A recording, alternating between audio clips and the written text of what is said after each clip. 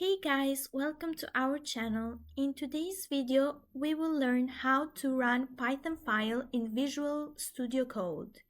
We need to have first of all Visual Studio installed. If you already have it installed, let's proceed together. First of all, open Visual Studio Code and click Open Folder. Then we will open our Python project.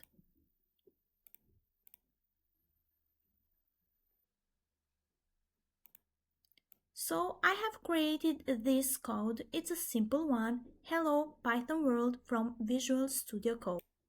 Then we go to extensions, or you can click Ctrl+Shift+X and we type code runner.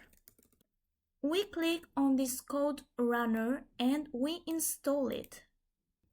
So it's already done, as we can see.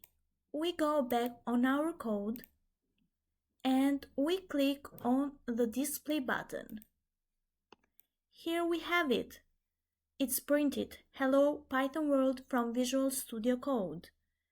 If this has been helpful for you, don't forget to hit the like, subscribe button, and we will see you during our next video. Thank you.